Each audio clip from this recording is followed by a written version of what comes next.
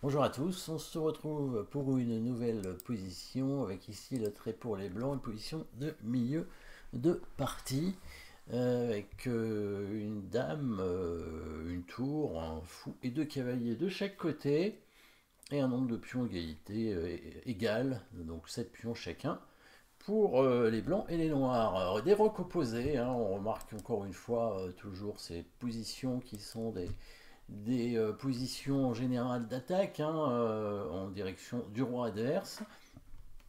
Alors, il est clair que le dernier coup des noirs, c'est la poussée du pion en F6 hein, pour attaquer le cavalier, jouant sur le clouage du pion E5, puisque le fou en F4 n'est pas protégé.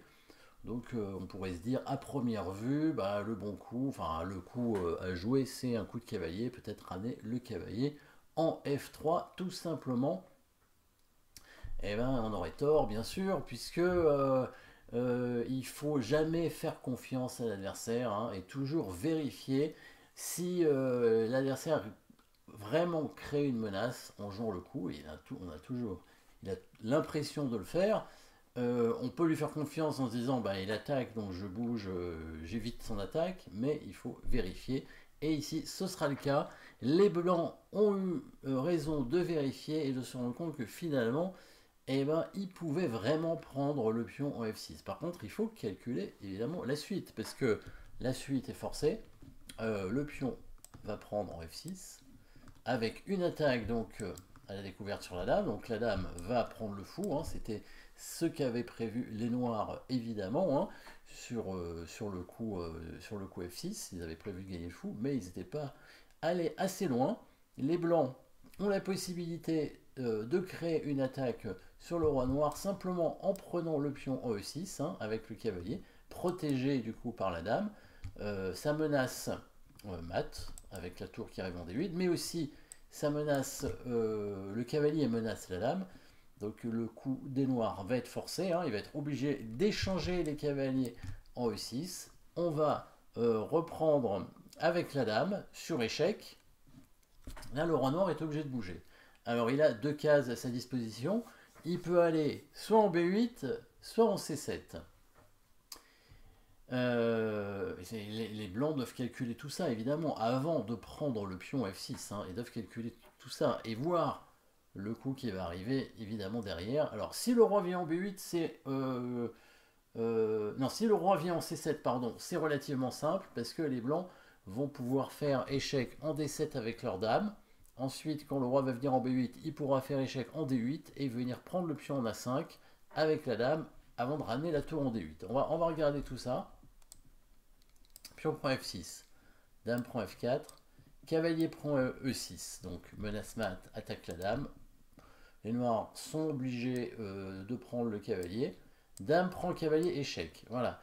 Si le roi vient en C7, c'est relativement simple. La dame vient en D7 pour faire échec. Le roi va bouger soit en B6, soit en B8. Hein, ça ne change pas grand-chose. On va faire dame D8, échec. S'il vient en A7, il se fait mater avec dame prend A5 et tour D8. S'il vient en A6, je crois qu'il se matait aussi. Hein. On va faire échec en A8. Il est obligé de revenir. On va faire échec avec le cavalier. Et là, on va le mater avec dame D8. Voilà. Et le coup qui reste, c'est évidemment dame C7. Mais là, il perd sa dame. Hein. On joue cavalier A4 et on va gagner la dame parce que le roi noir est obligé de bouger. Hein, et on prend sa dame qui n'est plus protégée. Donc ça, c'est relativement facile de voir ça. Par contre, roi B8 est plus compliqué. C'est le bon coup. Roi B8, hein, dans cette position, puisque là, les blancs n'ont plus le moyen de venir prendre le pion A5 sur échec. Hein. Si on fait dame 8, le roi va venir en A7, hein, et après, il n'y a plus d'échec. Et c'est là où, évidemment, il faut voir cette position sans bouger les pièces, c'est-à-dire dans la position de départ, et voir le prochain coup des blancs, qui est un coup invisible. Et c'est là où les blancs ont été assez forts hein, dans la variante. Il a trouvé le coup invisible, qui arrive seulement maintenant, mais 4 coups auparavant. Donc le coup, alors l'idée, on peut la trouver dans cette position. Hein. L'idée pour les blancs, ça va être d'essayer donc de faire de faire un échec, alors en prenant le pion en A5. En fait, l'idée c'est de faire échec avec la dame en E5 plutôt. Hein. Mais ce qui veut dire qu'il va falloir chasser cette dame en F4. Et pour la chasser, alors on va pas faire G3 parce que les noirs vont faire tout simplement qu'il prend G3 et après on va se retrouver très mal avec les blancs. Mais on va faire, voilà, le coup difficile à voir, c'est le coup cavalier E2.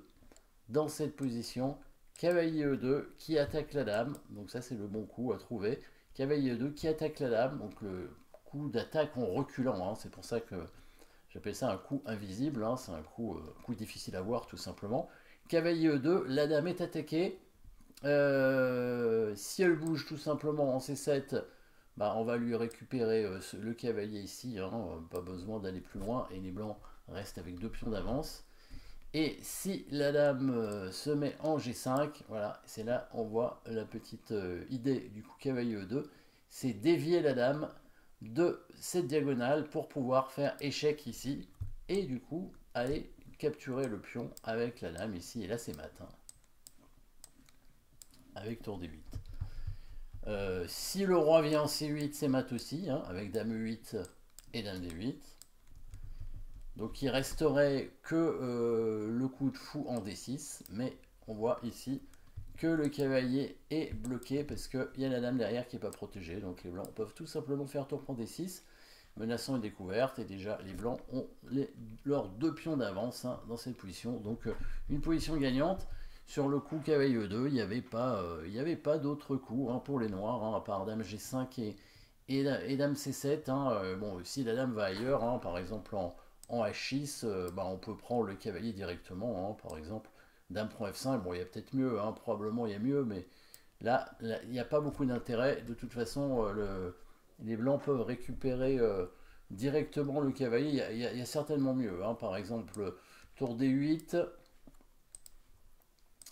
et sur roi A7, on peut maintenant prendre le cavalier parce que ça menace directement mat avec dame prend A5, hein, donc le tour D8 est quand même nettement plus intéressant évidemment dans cette position. Voilà, donc jolie combinaison ici de la part des blancs avec cette prise du pion F6. Les blancs n'ont pas fait confiance à leur adversaire et ils ont eu bien raison. Merci d'avoir suivi cette position. N'oubliez pas de vous abonner et à très bientôt.